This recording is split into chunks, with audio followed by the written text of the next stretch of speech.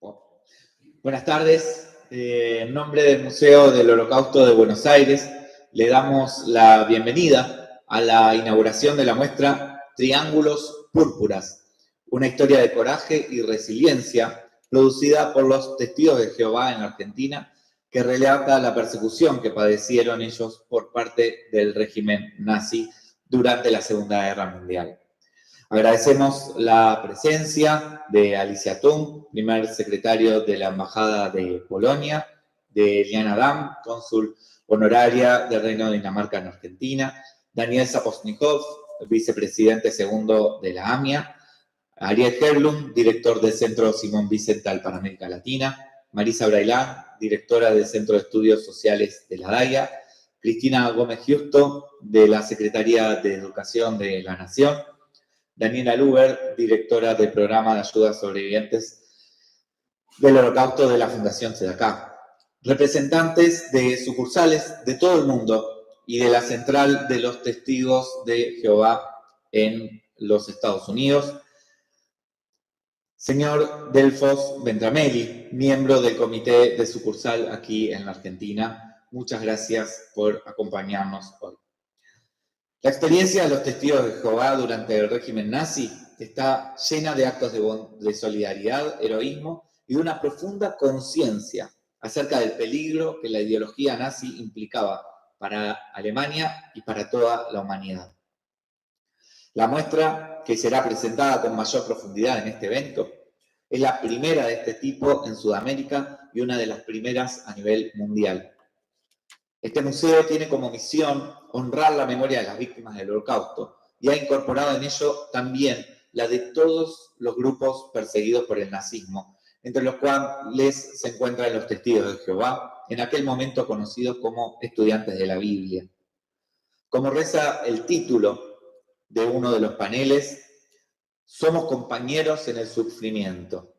Y me gustó ese título porque el significado original del compañero es el que comparte el pan. Y así sucedió en algunas de las escenas descritas donde los testigos de Jehová compartían el pan con los prisioneros judíos, además de otros actos de solidaridad. Cada grupo perseguido por el nazismo tuvo sus particularidades. Quien visita nuestro museo puede tener un conocimiento general de ello. Pero tenemos el orgullo de contar a partir de hoy con esta excelente muestra que permitirá a nuestros visitantes profundizar en el caso de la persecución de los testigos de Jehová con un altísimo nivel museográfico, de contenidos y de experiencia. Agradecemos profundamente a Marcos Donadio y a Alejandro Willers, quienes se acercaron allá por el año 2022 con esta idea. Y en su nombre, a todas las personas de los Testigos de Jehová en Argentina por el excelente trabajo y dedicación que han tenido y por lo que vendrá.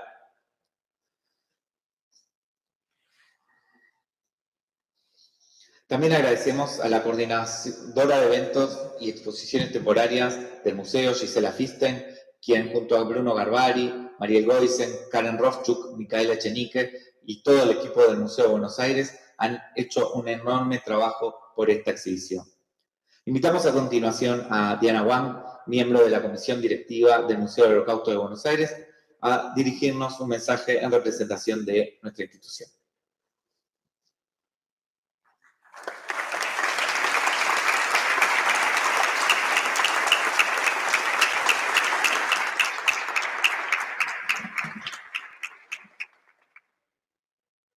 Gracias por invitarme a decir unas palabras en nombre del Museo del Holocausto. Estoy honrada tanto por ser miembro del museo como por presentar esta exhibición.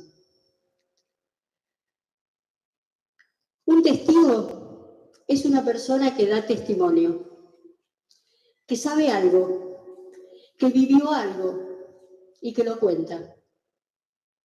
Un testigo da fe sobre una idea o sobre un hecho. Estaba mirando a ver qué están mirando.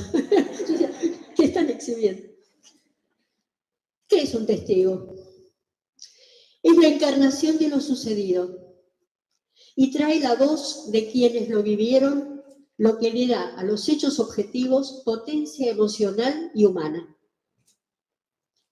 El testigo consigue que su mensaje llegue de modo personal.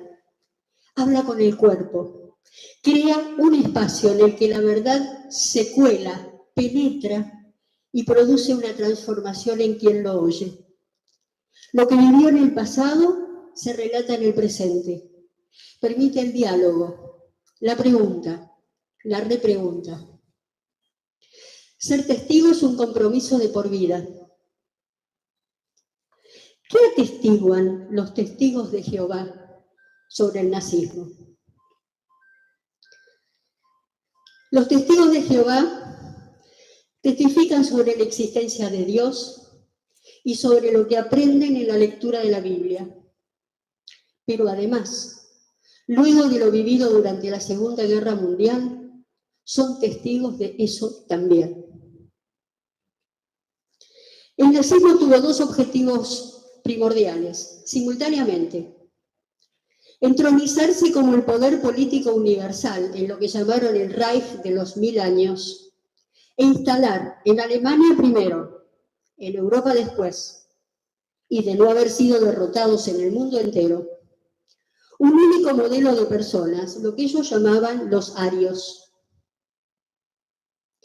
El régimen autocrático y dictatorial instalado en Alemania y la ocupación de Austria, los Sudetes checos y finalmente Polonia, desencadenaron la Segunda Guerra Mundial, con sus decenas de millones de víctimas militares y civiles, muchos más civiles que militares. Para lograr ambos objetivos, debían borrar toda oposición política, cultural e ideológica que sembrara dudas en la población y que les impidiera concretar sus planes. La Shoah nombra el proyecto de exterminio del pueblo judío en su totalidad, su desaparición de la faz de la tierra. Hoy vemos esta intención replicada en la constitución de Hamás, el grupo terrorista que rige de modo totalitario la vida en Gaza. Ambos, el nazismo y Hamás, comparten el objetivo de la desaparición de los judíos. La Shoah es por lejos el genocidio más y mejor documentado de la historia de la humanidad. Y las otras víctimas fueron quedando en un segundo plano. No tuvieron la decisión o la posibilidad de darse a conocer, de exponerse como colectivos atacados durante el nazismo. Algunos activistas gitanos han propuesto la palabra porraimos, que en romaní significa devoración, pero no han logrado hasta ahora trascender e incluso ser aceptada por todos los descendientes de gitanos. No hay nombre para los otros colectivos designados por el nazismo como víctimas. Los homosexuales, los masones, los discapacitados, los eslavos, los polacos y los rusos, los afroalemanes, los antisociales, los inconformistas, todo aquel que amenazara contaminar la pretendida pureza racial o minar la confianza de la población, era un enemigo.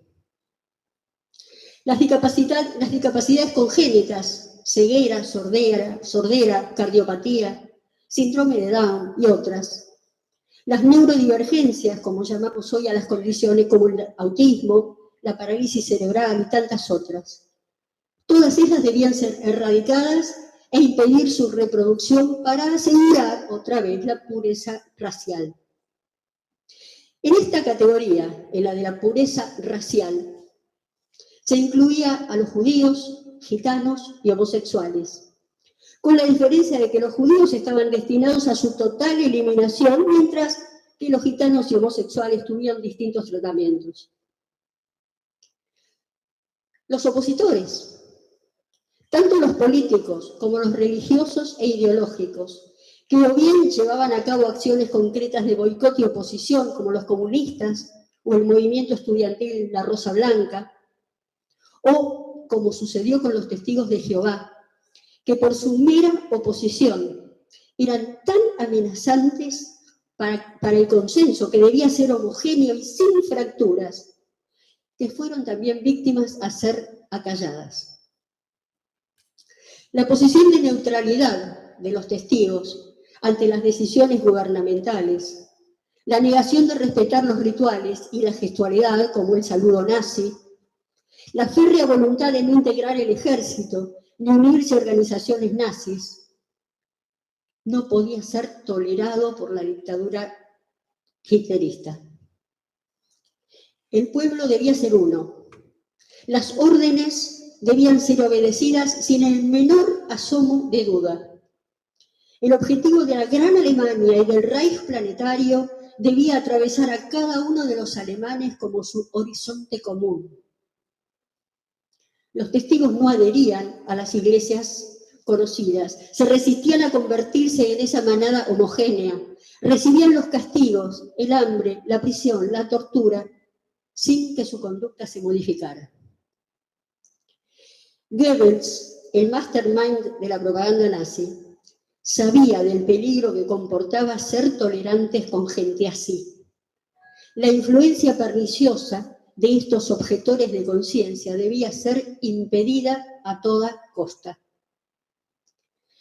Hay testimonios de los testigos de Jehová que me evocan la conducta de los judíos durante la Inquisición española, cuando eran quemados en la hoguera por no aceptar la renuncia a su identidad ni su conversión.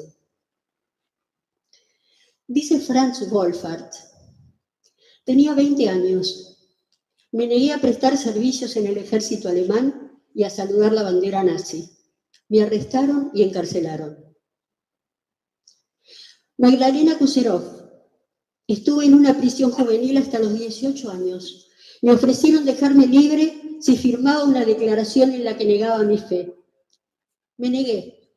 Me deportaron a Ravensbrück.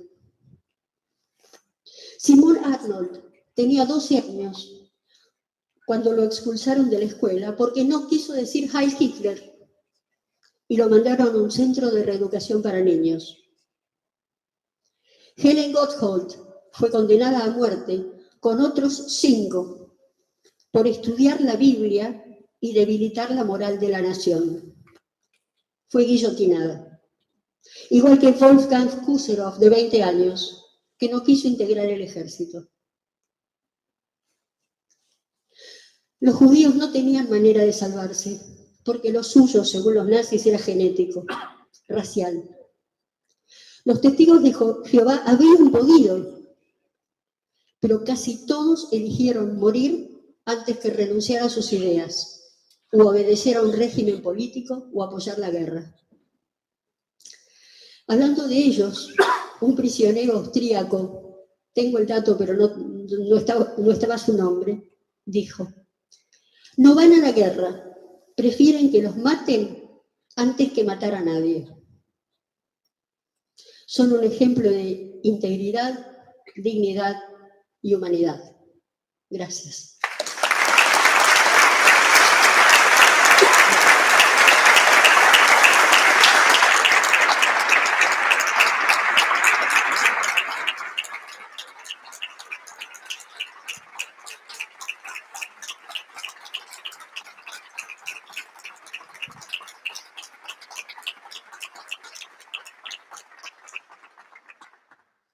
Muchas gracias, Diana, por tus hermosas palabras. A continuación, contaremos con la introducción a la exhibición Triángulo Púrpura a cargo de Marcos Donadio, portavoz nacional de los Testigos de Jehová en Argentina.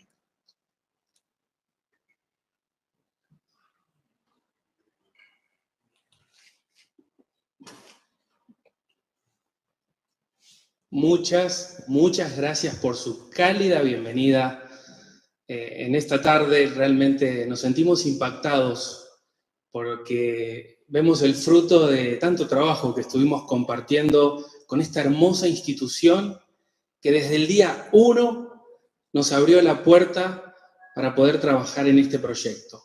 En nombre de la Asociación de los Testigos de Jehová, quiero agradecer a todo el equipo del Museo del Holocausto por habernos realmente enseñado en este camino y estar hoy aquí. Desde el primer minuto nos sentimos impresionados Y la verdad es que hasta estamos generando hasta amistades con algunos de ustedes. Agradecemos sinceramente a todo el personal, pero especialmente queremos mencionar al presidente, el señor Marcelo Minlin, a la señora Fabiana Minlin como directora del museo, por supuesto a la señora Diana Wang, cuyas hermosas palabras nos han inspirado, miembro de la comisión directiva del museo. También a Bruno Garbaris, que ha estado trabajando, hemos estado codo a codo trabajando con el contenido y demás, como referente y curador de la exhibición permanente de este museo. A Gisela Fisten, coordinadora de eventos, nos ha acompañado todos estos días, a Micaela, a todos, todo el personal ha sido sobresaliente. En esencia, queremos decirle, estamos impactados por su recibimiento y la verdad es que nos han transmitido mucho conocimiento, mucho profesionalismo y nos han guiado a través de este proyecto.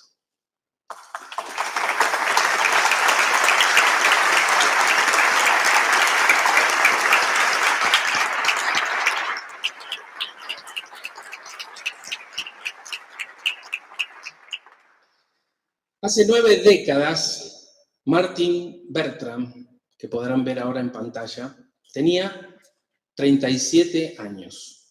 Era panadero en Frankfurt, Alemania. Él se negó a colgar un cartel que identificaría su panadería como un negocio alemán. Decía que no quería asumir ninguna responsabilidad por la muerte de judíos. Así que continuó vendiendo pan a judíos. Se resistió a la coerción nazi y a renunciar a su fe. Debido a esto, pasó casi 9 años en cárceles y campos de concentración. Hermín Liska tenía solamente 8 años cuando, a pesar de la intensa presión psicológica que recibió, se negó a decir el saludo Heil Hitler, cantar el himno nazi en Horst Wessel y unirse a la rama femenina de las juventudes hitlerianas, conocida también como la Liga de Muchachas Alemanas. Poco después de cumplir 11 años, fue separada de sus padres y enviada a un reformatorio. Allí se enfrentó a una batalla literal para defender lo que ella creía, a pesar de su corta edad. Por ejemplo, una vez sus maestros intentaron por la fuerza ponerle la chaqueta del uniforme de la Liga, pero fue tanta su resistencia que solamente lograron ponérsela hasta los codos. Heinrich Dickmann era esposo y padre de familia y fue prisionero de Sachsenhausen. Allí fue testigo de muchísimas aberraciones, entre ellas la ejecución de su propio hermano, August, a manos de guardias de la SS por orden directa de Himmler. Heinrich estaba a solo unos metros mientras August era insultado, maltratado y luego ejecutado por negarse a formar parte del ejército de Hitler. 3 días después fue llamado por la Gestapo para ofrecerle la liberación. Muy simple. Firmar un documento donde renunciaba a su fe y se comprometía a colaborar con el régimen nazi. Por supuesto, se negó. Firmar significaba libertad. No firmar significaba también la posibilidad de ser ejecutado. Como resultado, pasó 6 años más en los campos de concentración hasta 1945, cuando terminó la guerra. Bueno, ¿qué tienen en común todas estas historias? Además de las que muy bien comentó Diana y Jonathan. Eran testigos de Jehová. Todos ellos se resistieron a adoptar la ideología nazi, porque eran testigos de Jehová. ¿Quiénes son los testigos de Jehová? Bueno, somos una religión cristiana, políticamente neutral, con casi 9 millones de creyentes a través de todo el mundo. Actualmente estamos en 239 países y territorios. Y para la década de 1930 eran un puñadito. Sumaban tan solo 25.000 en Alemania, y si contamos los territorios ocupados por Hitler, unos 35.000. Si hacemos una estadística, nos da que había un testigo de Jehová por cada 26.000 alemanes. prácticamente nada. No obstante, como bien declaró Diana, provocaron la ira de Hitler. Fue un fastidio para él. De hecho, un testigo ocular dijo que en una oportunidad Hitler, furioso, exclamó: exterminaré a esta cría de Alemania. ¿Por qué? Por no apoyar el régimen nazi. Por eso se los enviaban a los campos de concentración. De hecho, muchos de ellos fueron los primeros en estrenar campos de concentración, como por ejemplo en Dachau. Poco después de la guerra, muchos sobrevivientes del Holocausto recordaban vívidamente su interacción con los testigos de Jehová, como bien dijo Jonathan, compañeros de sufrimiento con la comunidad judía y otros que fueron perseguidos por el régimen nazi. Ellos creían firmemente en la hermandad del hombre. Todos somos hermanos, de alguna forma. No podemos aceptar la ideología del odio, y eso es lo que seguimos creyendo firmemente los testigos de Jehová hoy. No obstante, a medida que pasaron los años, estos recuerdos o historias de fe y valor, poco a poco fueron desvaneciéndose. El doctor Detlef Garbe, exdirector del sitio conmemorativo del campo de concentración de Neugamme, llama a los testigos de Jehová las víctimas olvidadas del régimen nazi. Es cierto, en comparación con la enormidad judía, la pérdida que sufrió la comunidad judía, el sufrimiento y la angustia del pueblo judío, el número de testigos de Jehová parece un número muy pequeño. Por eso hace que nos preguntemos, ¿por qué? ¿Por qué recordar la historia de aquellos que, siendo relativamente pocos, rechazaron la oferta de escapar de la persecución y eligieron permanecer fieles a su fe? ¿Por qué es importante su historia de resistencia? Esa es la meta de la exhibición Triángulos Púrpuras, una historia de coraje y resiliencia. La historia de los testigos de Jehová no es una historia de superhéroes, no, eran personas comunes y corrientes, normales, con todas las debilidades y defectos inherentes a la raza humana. No obstante, debido a sus preciados principios, eso les permitió ver más puntos en común donde para otros había diferencias irreconciliables, más autosacrificio en una era de egotismo y crueldad, y más humanidad en una época de violencia brutal. El estudio de estas víctimas que quedaron atrapadas en esa red de muerte y destrucción, al igual que ocurre con nuestros vecinos y amigos, la comunidad judía, nos permite encontrar en el recuerdo compartido un punto en común, un entendimiento mutuo, un reconocimiento de los valores humanos. Nuestra humanidad en sí misma es un vínculo que une el pasado con el presente, tanto de judíos como de no judíos. En la memoria e historia hay aprendizaje, hay crecimiento, comprensión, los pilares y los valores universales para la humanidad. Así que, de acuerdo con los sentimientos y valores que tenemos los testigos de Jehová y que compartimos con esta preciosísima y respetada institución, el Museo del Holocausto de Buenos Aires, les doy una calurosa bienvenida a nuestra exhibición temporal Triángulos Púrpuras, una historia de coraje y resiliencia.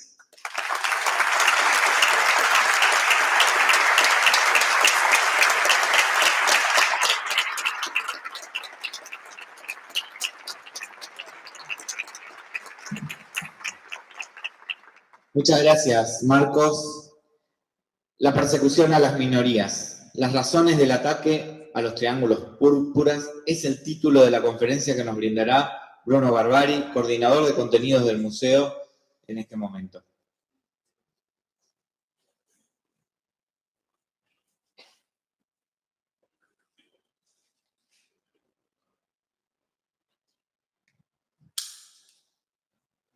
Hola, ¿me escuchan? Sí.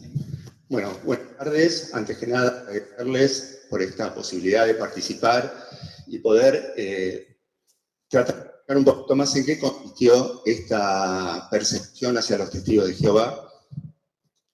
Y como dijo Diana, ¿no?, que hizo una gran introducción, ¿no?, voy a agregar algunos puntos más porque es un poco la línea en lo que explicaste, voy a tratar de profundizarlo aún más. ¿Podemos poner la presentación?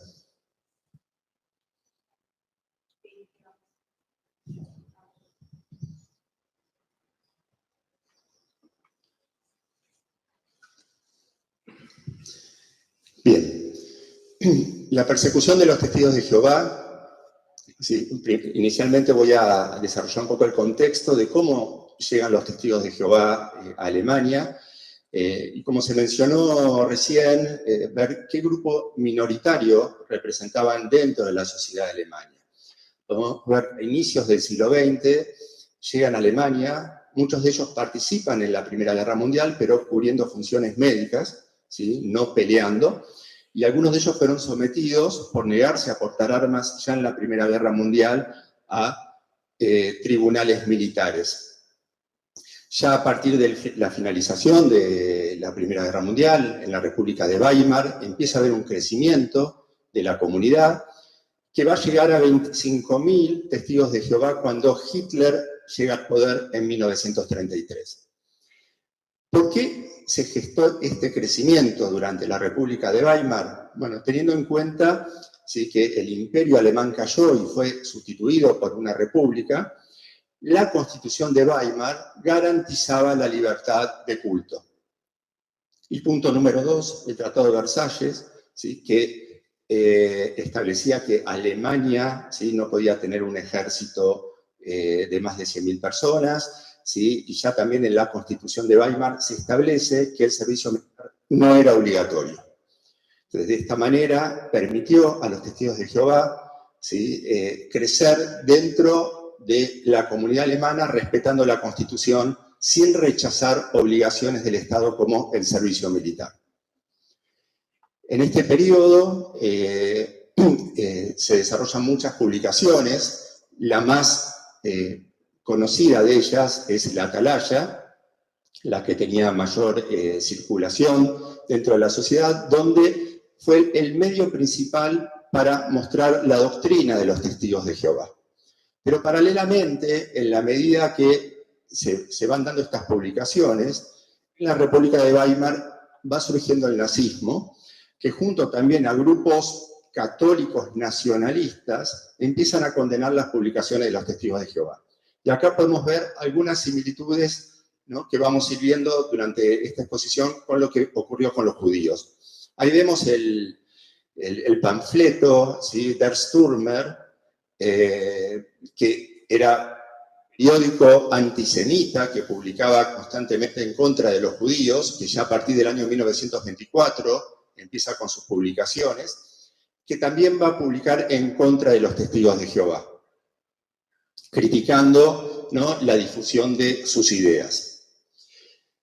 En el año 1933, Hitler asume como canciller de Alemania y él viene a presentar una solución identitaria para Alemania. ¿Qué significa esto? Un poco lo que contaba Diana. Lo que busca Hitler es establecer una comunidad basada en la pureza racial, ¿no? ¿Quiénes podían formar parte de esa comunidad? Los arios. Ahí vemos un ideólogo nazi, Walter Darré, conocido porque nació en la Argentina y después formó parte del nazismo, que da la metáfora del jardinero. Esta metáfora del jardinero es a lo que apuntaba esta comunidad racial, ¿no? Que la comunidad racial tenía que ser un jardín perfecto, pero en ese jardín podía haber malas hierbas. Y esas malas hierbas, ¿sí?, tenían que ser reeducadas para poder pertenecer. Entonces vemos a los testigos de Jehová como un grupo que representaba a la comunidad aria, a diferencia de los judíos, que eran considerados otro tipo de raza. Junto con otros grupos que no siguieron, ¿sí?, lo que establecía esta comunidad racial, fueron perseguidos e identificados con triángulos. Triángulos rojos comunistas, socialistas, triángulos verdes criminales, azules emigrados, rosas homosexuales, negro asociales y el triángulo púrpura para los testigos de Jehová. Ahora, ¿por qué eran perseguidos los testigos de Jehová? Bueno, Diana estuvo mencionando algunas de estas características. Por un lado, la neutralidad política. Si bien manifestaron e hicieron denuncias al régimen, no desde un partido político, no desde la socialdemocracia, no desde el Partido Comunista, sino ellos como comunidad denunciaban los atropellos del régimen nazi. Rechazaban el saludo alemán de Heil Hitler, esto de desearle buena salud, buena vida a Hitler, lo rechazan porque no reconocen a Hitler como su líder, sino a Jehová. Y también el saludo a la bandera. No participan en las actividades del partido nazi, ni en las organizaciones del partido nazi. No participan en las SS, no participan en las SA, y los jóvenes no participan en las juventudes hitlerianas. Se niegan a votar y a portar armas, y se niegan sobre todo a participar del servicio militar. Que en el año 35, durante el nazismo, Hitler rompe el Tratado de Versalles e instala el servicio militar obligatorio. Acá es donde se genera este gran choque frente a esta negación de participar y desafiar a lo que pedía el régimen. Defienden además la igualdad de los pueblos, y vamos a ver cómo defendieron también en muchos casos y denunciaron los atropellos que hacía el nazismo hacia los judíos. Y acá se pueden ver algunas publicaciones llevadas a cabo donde muestran, ¿sí?, las características totalitarias del régimen nazi, con figuras que muestran los campos de concentración. Ahora, legalmente los testigos de Jehová van a empezar a sufrir la persecución cuando en el año 1933, poco después de que Hitler llegó al poder, se produjo el incendio del Reichstag, se produjo el incendio del Parlamento alemán, justo antes de las elecciones que se venían. Ahora, esto generó que se sancionara un decreto para la protección del pueblo y el Estado alemán. Este decreto perjudicó fuertemente a los partidos opositores que estaban para competir ante el nazismo en esas elecciones, pero además también a los testigos de Jehová. ¿Por qué? Porque a partir de este decreto, como vemos allí, podían haber arrestos sin juicio previo a toda persona sospechosa. En abril se sanciona una ley conocida como Ley del Funcionariado, que quienes estudiamos Shoah o el Holocausto, es muy conocida por la prohibición de los judíos para trabajar en la función pública. No solamente afectó a los judíos, sino que también a los comunistas y a los testigos de Jehová. Y fíjense cómo paulatinamente empiezan a salir leyes que los van aislando a los testigos de Jehová de sus tareas cotidianas. Y estas restricciones se van radicalizando, donde les eliminan el pago de pensiones, pierden sus trabajos, los negocios pasan a ser boicoteados, algo que también ocurrió con los judíos, se niegan a dar prestaciones por desempleo, y también la predicación de puerta a puerta va a ser prohibida, y los testigos de Jehová van a empezar a ser prohibidos en los distintos Länders que componían el Estado nazi, que serían como provincias del partido nazi. No se da todo al mismo tiempo, ¿no?, pero se empieza a dar en diversos Länders la prohibición de los testigos de Jehová. Y con ello, y con esas prohibiciones, empiezan a ser enviados a los campos de concentración, que van a ir proliferando en Alemania, teniendo en cuenta el primer campo de concentración, como se mencionó recién, el campo de Dachau. ¿Qué ocurría con los niños? Bueno, los niños pasó también como con los niños judíos. Los niños judíos pudieron ir a las escuelas públicas hasta el año 38, después ya fue prohibido, los niños testigos de Jehová eran obligados a hacer el saludo nazi, a saludar a la bandera, y ellos lo rechazaban y no participaban en las organizaciones juveniles. Recuerden que a partir del año 36, participar de las juventudes hitlerianas ya era obligatorio, y los niños no participaban. Por eso eran excluidos, eran atacados especialmente en el ámbito escolar, y muchos niños, como se mencionó previamente, fueron enviados a reformatorios o algunos entregados a familias adoptivas y separados de sus padres. Esto generó toda una campaña de los testigos de Jehová para demostrar que ellos no eran subversivos dentro de Alemania. Y en 1933 se van a juntar 7.000 testigos de Jehová que no habían sido prohibidos y van a dar una declaración en la que destacan su carácter pacífico, su postura apolítica y piden por poder ejercer la libertad de sus creencias. Todo esto no da resultado, todo esto lo que genera es una mayor radicalización en la persecución hacia los testigos de Jehová. Estas denuncias son también acompañadas a través de la comunidad en el exterior, donde vemos el juez Rutherford, que era el presidente de la sociedad Watchtower en Estados Unidos, donde envían telegramas a la Alemania nazi mostrando estas denuncias y en donde dio un discurso que fue emitido por 50 emisoras radiales, en donde el lema era fascismo o libertad. Todas estas denuncias, como dije previamente, no dan resultado. Si los campos de concentración se van poblando de testigos de Jehová, y vemos como también las mujeres, ¿sí? Los testigos de Jehová son uno de los primeros grupos que sufren las mujeres la persecución, especialmente en 3 campos importantes. El más conocido es el de Ravensbrück, donde un alto porcentaje de las mujeres eran testigos de Jehová. En Moringen, donde cerca del 50% entre el año 33 y 37 eran testigos de Jehová. Y en Lichtenburg, 40% de la población femenina en esos campos eran testigos de Jehová. Las mujeres, ¿sí?, como todos los testigos de Jehová, rehusaron trabajar para la industria bélica, no solamente portar armas, sino trabajar para la industria bélica. Pensemos que a la medida que empieza la guerra, esta mano de obra que estaba en los campos se destinaba mucho para este trabajo. Por ejemplo, coser uniformes, donde hay casos que muestran acá en el campo de Ravensbrück, las mujeres rehusaron a coser uniformes militares y fueron castigadas 5 días a la intemperie y las raciones de comida fueron limitadas. Por otro lado, como vemos en esta representación del campo de Ravensbrück, los testigos de Jehová, y acá en este caso lo hemos representado en las mujeres, a riesgo de sus vidas seguían leyendo la Biblia. Ahí vemos un caso de cómo hacían miniatura, la Biblia escondida en una caja de fósforos y en donde llevaban adelante sus rezos y sus oraciones a pesar de la prohibición que tenían y del riesgo que eso conllevaba. En el año 36, en Lucerna, Suiza, se hace una convención internacional de los testigos de Jehová para denunciar la persecución del régimen. Esta resolución fue enviada a la Cancillería del Reich en Alemania y también al Papa, y 200.000 copias fueron distribuidas en Alemania y fueron enviados desde el exterior cantidad de telegramas mostrando estas denuncias.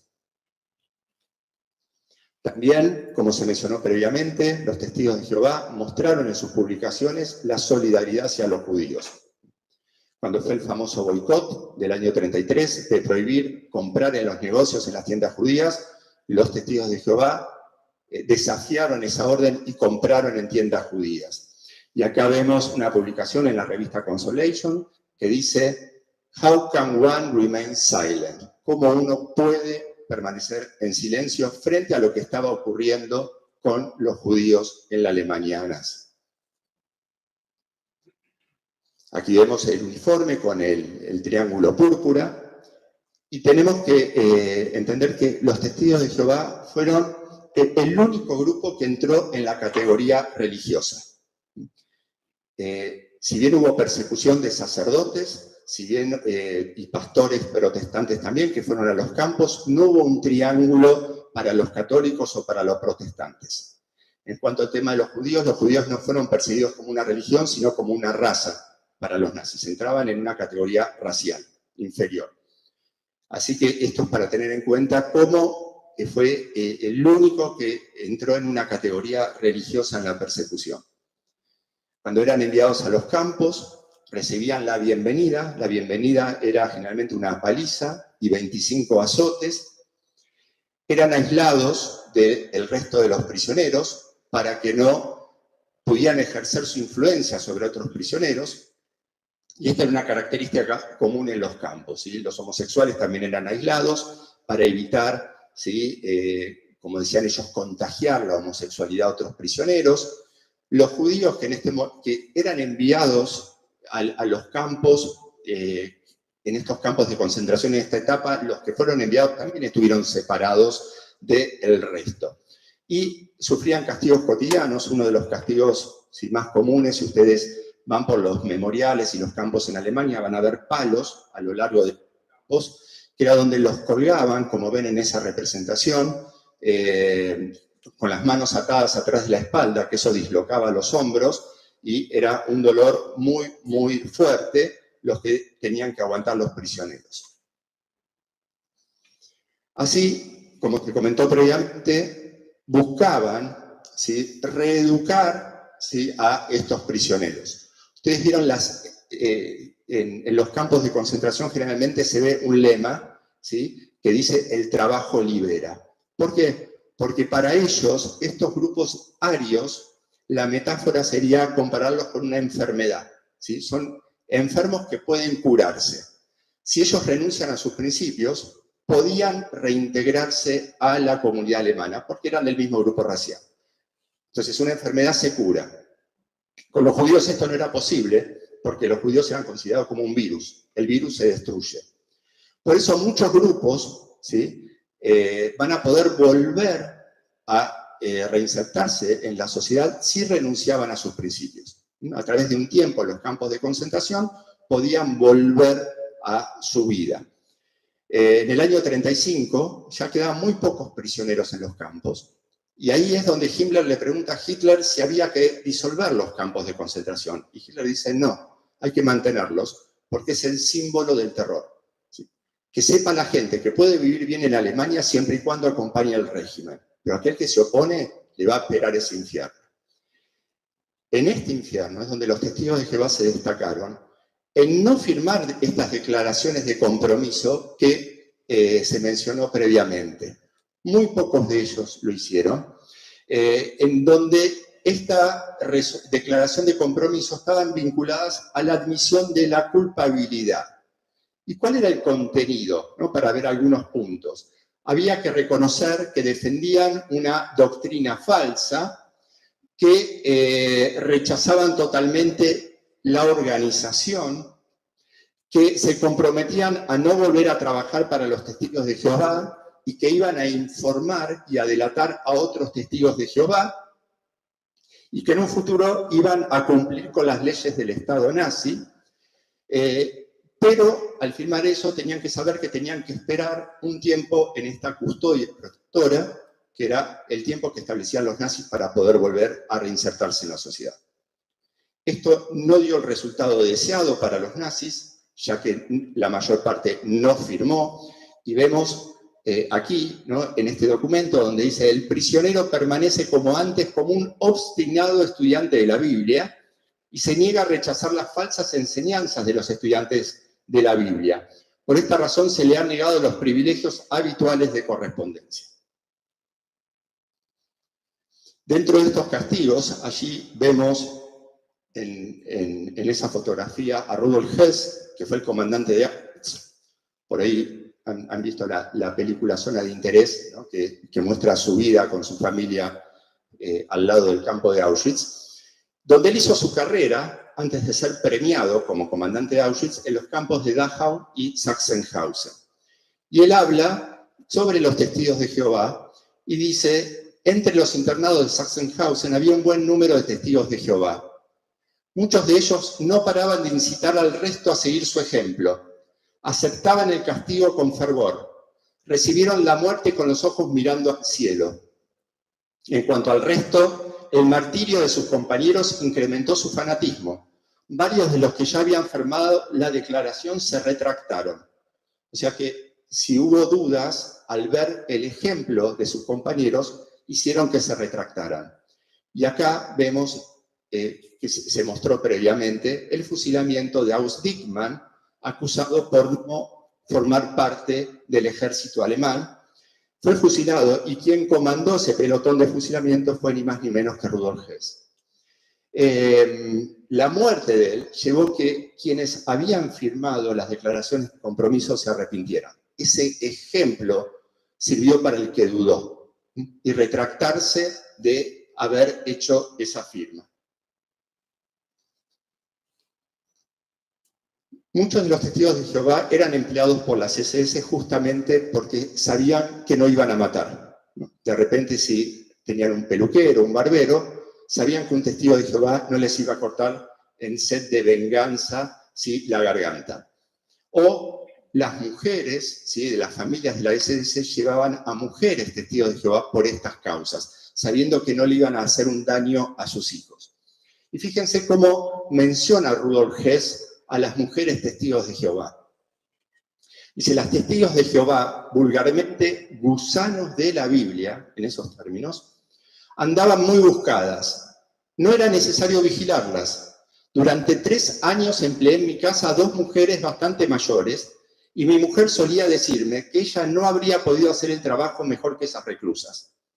Mis hijos se habían encariñado con ellas como si fueran de la familia. Por eso, esto de estas creencias, ¿no? El no matar cuando era muy tentador sentir la venganza por lo que estaban pasando en ese momento y decir, puedo hacer un daño al perpetrador que me está infligiendo el daño a nosotros. Bueno, para ir cerrando por el tema del tiempo, vemos que en total hubo 35.000 testigos de Jehová que quedaron bajo la influencia del nazismo. 16.000 de ellos fueron perseguidos, de los cuales 13.000 encarcelados, y de esos 13.000, 4.500 enviados a campos de concentración. De ellos, 1.750 murieron en los campos y 620 fueron ejecutados o asesinados en los campos. ¿Por qué debemos recordar la persecución de los testigos de Jehová por parte del nazismo? Voy a leer la frase del pastor luterano Martin Niemöller, que dijo, cuando los nazis vinieron a llevarse a los comunistas, guardé silencio ya que no era comunista. Cuando encarcelaron a los socialdemócratas, guardé silencio ya que no era socialdemócrata. Cuando vinieron a buscar a los sindicalistas, no protesté ya que no era sindicalista. Cuando vinieron a llevarse a los judíos, no protesté ya que no era judío. Cuando vinieron a buscarme, no había nadie más que pudiera protestar. ¿Y esto es por qué? Porque hay un proverbio que dice, cuidado con los orígenes. En los orígenes, en los inicios, ¿sí?, es donde hay que actuar. Y los testigos de Jehová actuaron desde el inicio, desde el origen.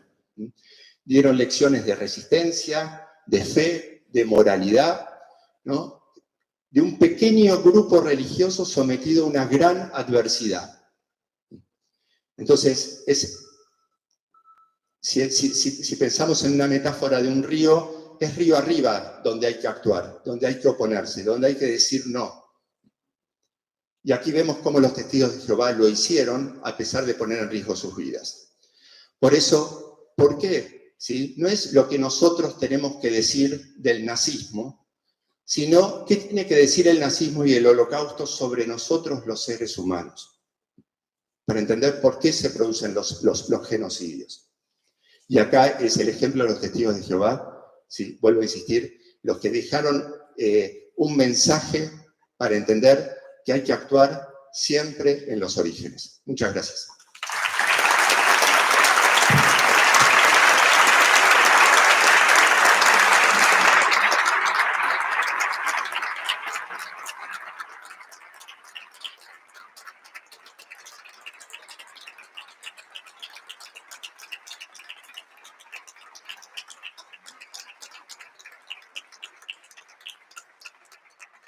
Muchas gracias, Bruno, por esta excelente conferencia.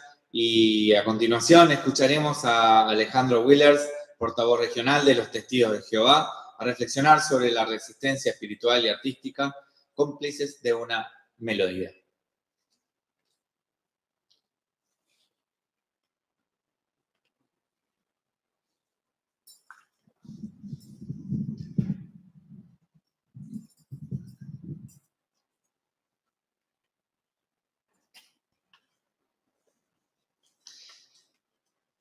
La resistencia pacífica espiritual de los triángulos púrpuras también se manifestó a través del arte. Por ejemplo, a través de la música. Común a casi todas las culturas del pasado y del presente, la música constituye un lenguaje que entienden tanto la mente como el corazón y que permite calmar, conmover y prevalecer pese a la adversidad. Bueno, recién Bruno nos hablaba acerca de los testigos de Jehová en el campo de concentración de Sachsenhausen. Bueno, allí en ese campo, Eric Frost, quien resultó ser un sobreviviente de esta tortura, compuso una melodía que, con la complicidad de otros 40 testigos de Jehová, terminó siendo una canción.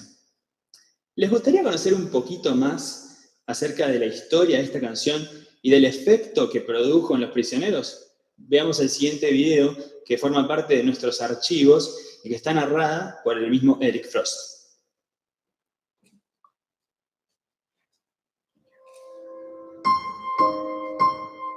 Siempre anhelé ser compositor. Como es bien sabido, en los campos de concentración hacíamos trabajos forzados y sufríamos mucho. También moríamos de hambre y el trabajo arduo superaba nuestras fuerzas. El maltrato era realmente insoportable.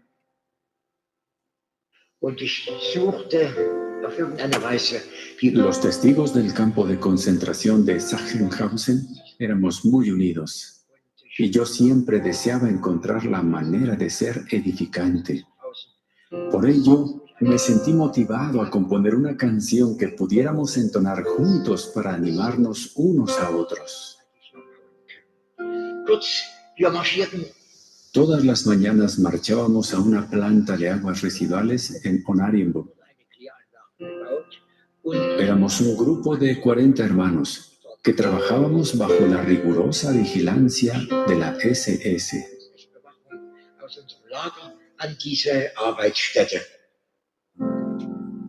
Mientras marchaba, en mi mente se repetía vez tras vez: bam, bam, baram, bam, baram, bam, bam, bam, ba. Poco a poco se convirtió en una melodía y así nació una canción. Pero, ¿cómo recordaría toda la canción si ni siquiera podía escribirla? Los hermanos me ayudaron. Mientras marchábamos o mientras transportábamos tierra con la carretilla, le repetía el primer verso a un hermano hasta que se lo aprendía de memoria. Le repetía el segundo verso a otro hermano y así sucesivamente el tercero y el cuarto. Por la noche, le pedía a cada uno que recitara su verso y entonces la canción cobró vida. Wir hören an jedem Ort nur unseres Königs Kommandowort. Nur kann doch sicher uns führen. Nur kann doch sicher uns führen. Cuando nos reuníamos por la noche y alguien empezaba a tararear la canción, muchos de nosotros nos uníamos a su voz. Se nos iluminaban los ojos, nos sentíamos felices, con esperanza y bríos renovados.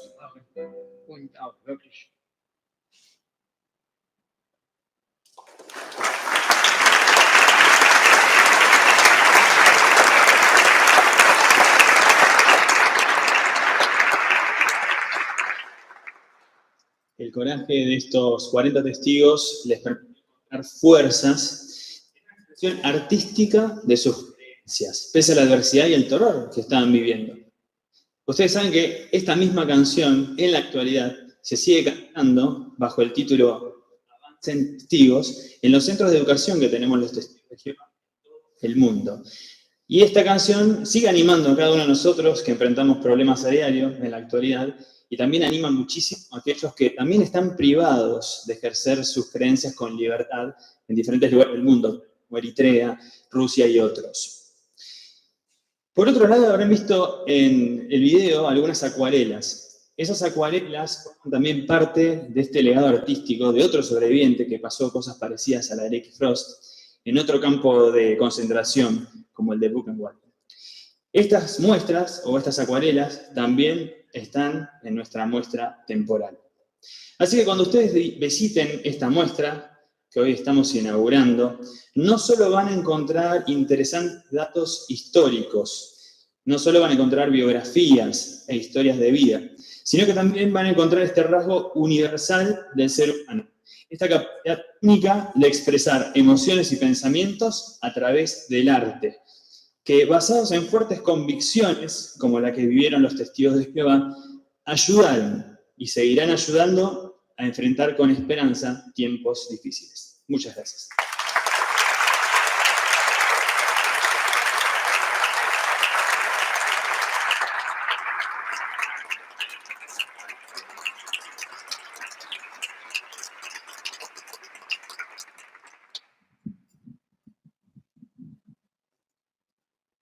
Muchas gracias, Alejandro.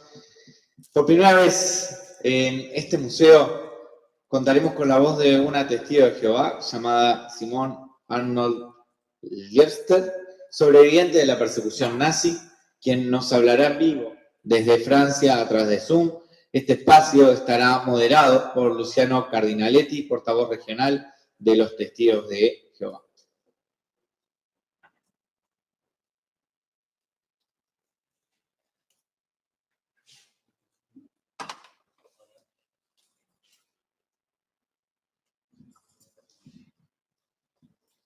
Una historia destacada, como se comentó recién, sin duda para nosotros, es la de Simone Arnold Liebster. Con tan solo 12 años, Simone fue llevado a un reformatorio nazi donde recibió un trato verdaderamente inhumano. Las palizas eran frecuentes, vivía descalza, estaba incomunicada y fue sometida a trabajos agotadores durante extensísimas jornadas. Aún así, Simone sobrevivió, rehizo su vida y dedicó gran parte de ella a ayudar a otras personas. Indudablemente ella es, para nosotros, un verdadero emblema de coraje y resiliencia. En la actualidad, con 93 años, Simone continúa brindando charlas ante diversos grupos con el objetivo de generar conciencia, mantener viva la memoria de las víctimas e infundir ánimo a quienes sufren bajo cualquier tipo de opresión. El 15 de diciembre de 2023 recibió la Orden del Mérito de la República Federal de Alemania, la distinción más importante que una persona puede recibir en ese país por su aporte a la comunidad. Y hoy tenemos el honor de tener su participación en este evento. Así que estamos seguros de que disfrutarán de la entrevista que llevarán a cabo Lynette, Sandra y Gregory, parte de la Fundación Arnold Liebster, a Simone. Traducirá para nosotros al español Sergio Beltri. Estimados, tienen toda nuestra atención. Have all our attention.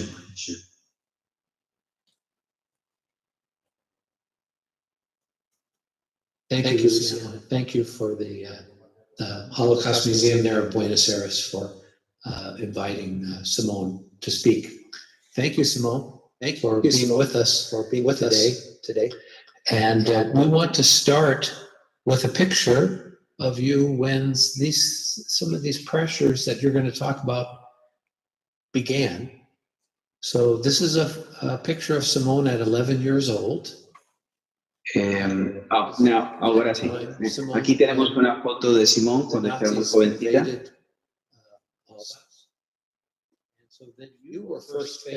Aquí tenías delante de ti la situación que tenías que saludar con el saludo de Heil Hitler. ¿No puedes decir un poquito el rol de tu conciencia en esta decisión?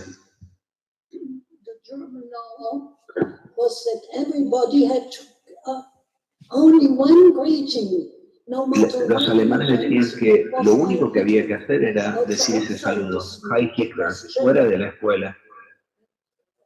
And my parents Mis padres me ayudaron a entender el valor de la palabra Heil. Heil significa salvación, básicamente. Es la conexión, alguien con la capacidad.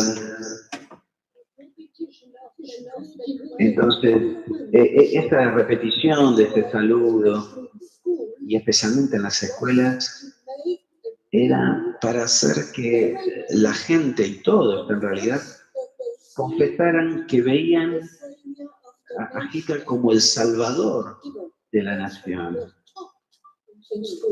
Y eso es lo que nos enseñaban en la escuela. We appreciate that. Now, in school, you began to face pressure, and En la there was escuela, a teacher who was trying to help you in his own way. Can you tell us about that? había un maestro que te quería ayudar un poco, ¿no? Un grupo de estudiantes me denunciaron, pero mi maestro, que de alguna forma me apreciaba, me había invitado a su lugar con mi mamá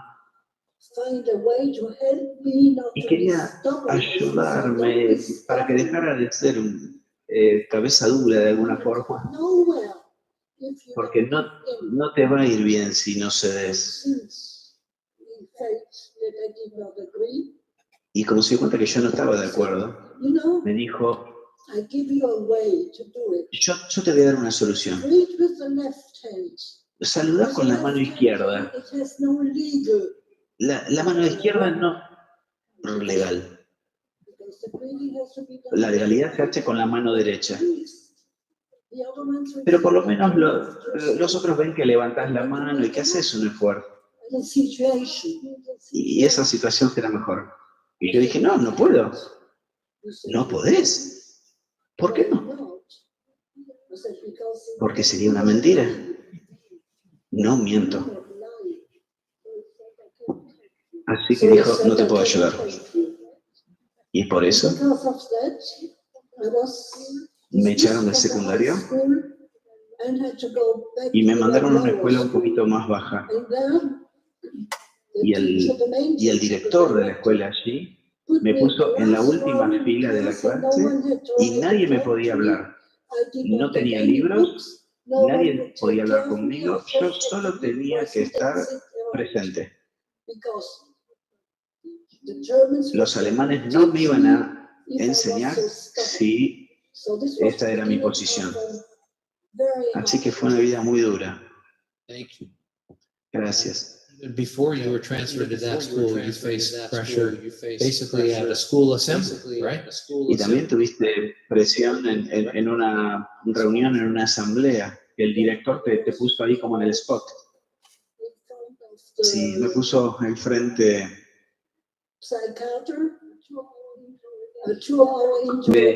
Me hicieron un interrogatorio de 2 horas. Pushed in front of to take position in front of all y me pusieron enfrente de todos los chicos por el tema del saludo a la bandera, por la ceremonia. Porque todos se dieron cuenta que yo no levantaba la mano. Y por eso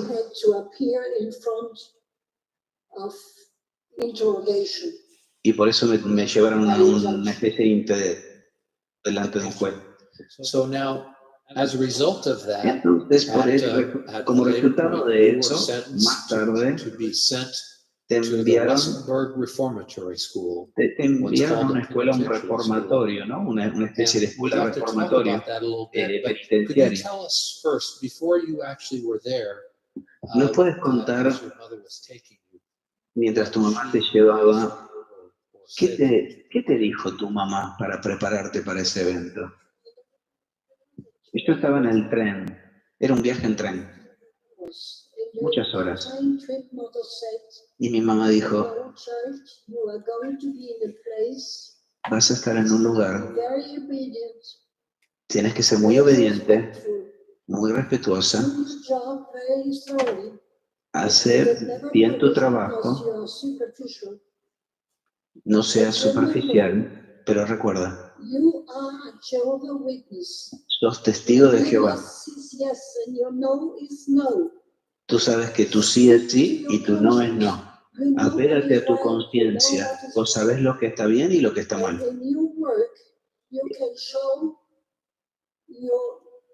Y con tu trabajo y con lo que haces vas a mostrar tu condición, que no estás en contra de la gente, pero haces un buen trabajo. Ellos van a ver lo que haces y vas a lograr que te miren con favor. Thank you for sharing. Gracias. So now, at the school, it was originally called a reformatory school, but we refer to it as a penitentiary school. La escuela se la conocía como una escuela penitenciaria. ¿Qué querían los nazis hacer contigo? ¿Cómo te querían reeducar? Yo tenía 14. And all those children had absolute no right to talk. Never. Y los chicos no tenían derecho a hablar. Solo podían hablar con el maestro cuando el maestro les hablaba. Very sharp control. Mucho control. Right down, there was punishment. Si no había castigo, los chicos no podían hablar entre sí. Todo era total silencio. Los chicos, claro, no se escuchaba nada de hablar. Era todo silencio. ¿Nos puedes contar más sobre las condiciones, cómo era el trabajo? Cleaning, bathing, dressing, and so forth. Cómo era el tema de la limpieza, la forma de vestirse. Teníamos tiempos específicos. El primer trabajo era limpiar los baños. Después tenía que limpiar la sala de uno de los maestros, el que más me odiaba. Y me daba mucho trabajo. There was a sense,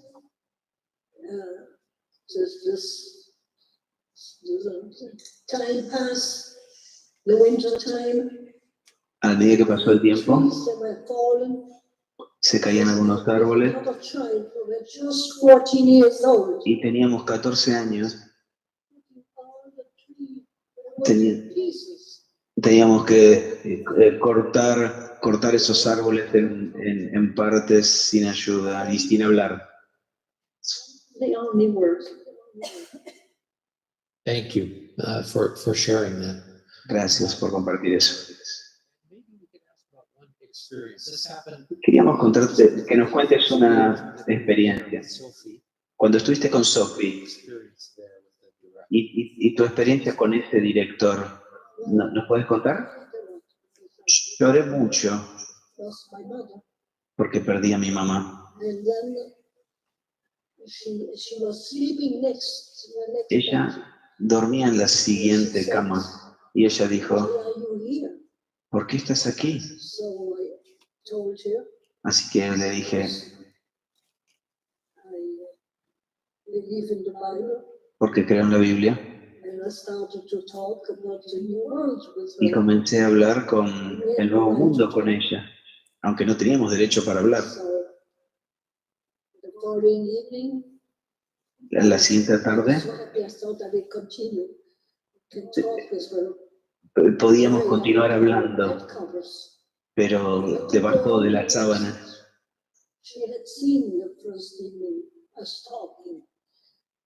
Pero la directora veía que estábamos hablando entre nosotros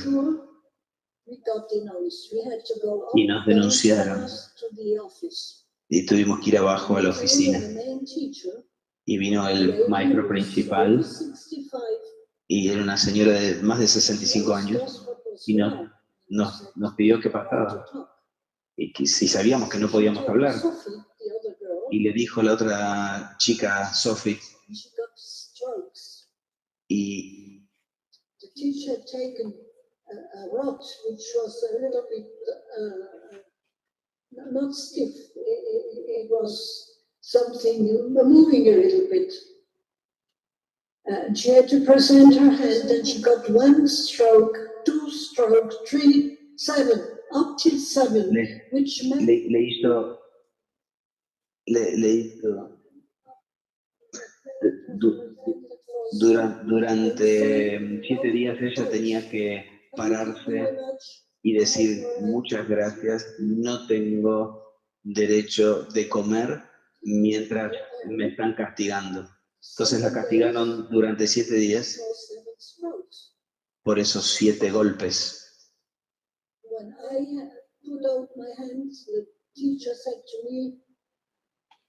La maestra dijo, cuando yo puse mi mano, no te voy a tomar en consideración a vos porque es tu primer día aquí. Pero si sucede de vuelta, vos vas a recibir el doble de lo que viste. Y luego algo pasó. Esa tarde, Sophie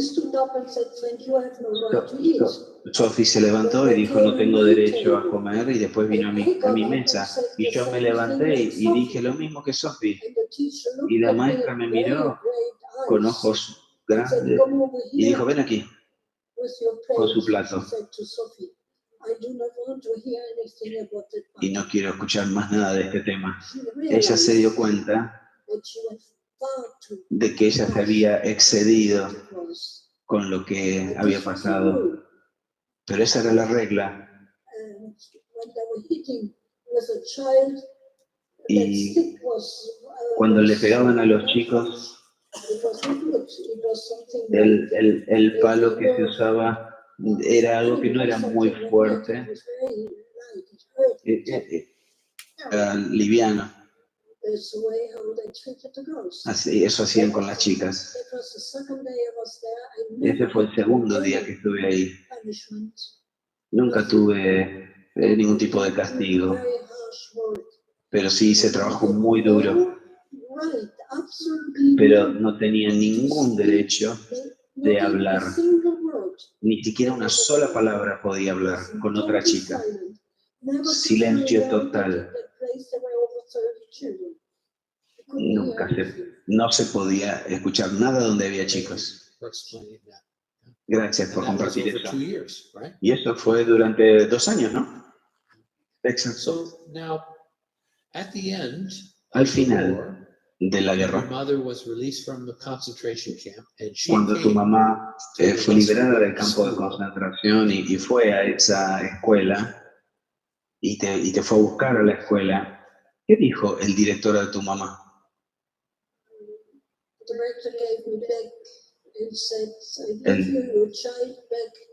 Te devuelvo a tu hija en la misma condición mental en la cual la trajiste aquí.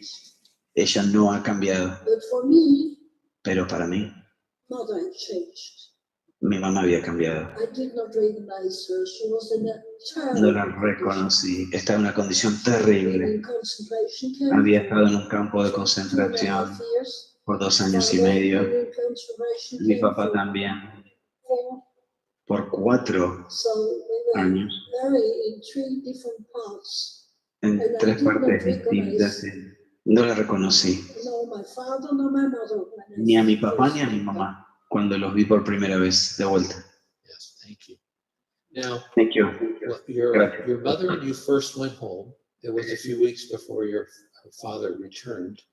But so, can you tell us a little bit ¿Nos about puedes decir un poquito acerca de las lecciones que aprendiste de tu mamá acerca del perdón? A mi mamá le había llamado un policía francés y le habían dicho que tenía que irse rápidamente. El policía dijo, si firmas este papel, vamos a arrestar a aquellos que te denunciaron, los que son responsables de lo que te hicieron a vos. Y mi mamá vio los nombres y era un vecino en el mismo edificio, un pastor protestante y un sacerdote católico. Todos le habían denunciado a mi mamá. And mother did not sign. Y mi mamá no firmó. The policeman said, "You have Y el to policía sign." dijo, tenés que firmar. She said, "A Y ella Christian dijo, como does cristiano, not retaliate. un cristiano no se venga, no devuelve Bad." mal por mal. That was a very, very strong lesson. Fue una lección muy fuerte Stronger when some years y fue afterwards, más fuerte luego, unos años luego, 2 o 3 años that después, lady had become a widow una- and no one anymore. una señora que había quedado enviudada, viuda, And it is my mother that y mi got mamá her day after day, helping her la cuidó to por su cáncer día tras día, time of life. etapa de la vida. I had a hard time to understand mother's action. Y, But mother y said, me costaba entender las acciones, algunas acciones de mi mamá, pero la Biblia dice que un cristiano no se venga.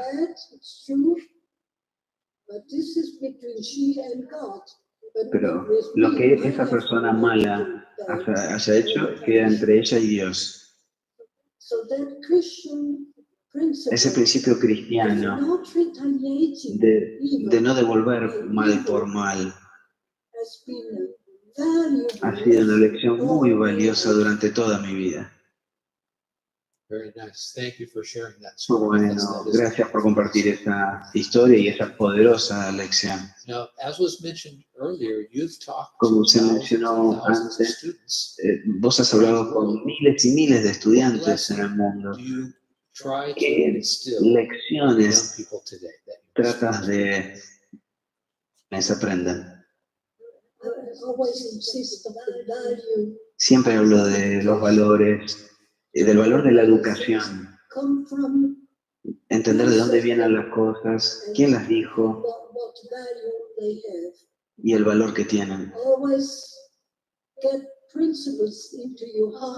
Siempre tener principios en tu corazón y esos principios, los buenos, te dirán cuando algo te acerca a ti y te da la posibilidad de juzgar si esa es la forma o no.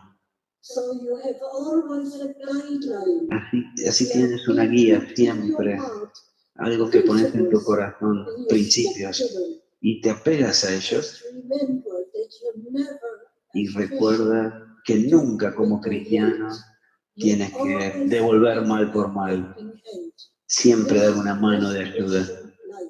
Esa es la vida del cristiano. Thank you so much. Muchas gracias. Appreciate you taking a few Apreciamos minutes to share part of your los story. minutos que has compartido, tu historia con nosotros. Story of courage and resilience. Y qué lindo, como la exhibición, una historia muy buena. Muchas gracias. Y ahora vamos a mostrar un poquito a la audiencia, así puedes ver a aquellas personas que te han estado escuchando. Y aplaudiendo. Muchas gracias, Simón.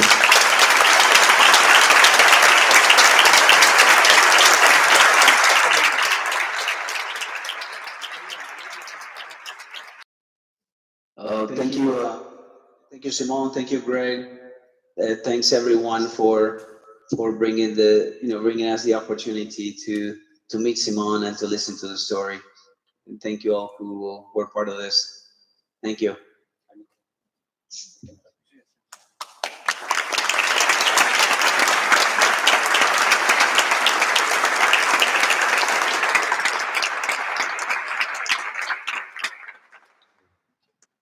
Bueno, conmovedor escuchar un testimonio para mí por primera vez de una persona testigo de Jehová perseguida y todo lo que contó sobre su familia, su madre sobre todo, y el mensaje final tan potente con lo que vamos a cerrar este evento. Agradecemos a todas las personas, autoridades que se han acercado hasta aquí. A las 18 horas, para quienes quieran, vamos a hacer el tradicional corte de cinta en el primer piso donde se encuentra la muestra. Quienes quieran ir ya pueden ir a recorrerla ahora mismo. Vamos a invitarlos también en este rato a un lunch Y cerrar con algo de humor judío. Voy a citar aquí a Diana Wang, que siempre citaba a Billy Crystal, que decía que las fiestas judías se pueden resumir en 3 frases. Nos quisieron matar, no pudieron a comer. Muchas gracias.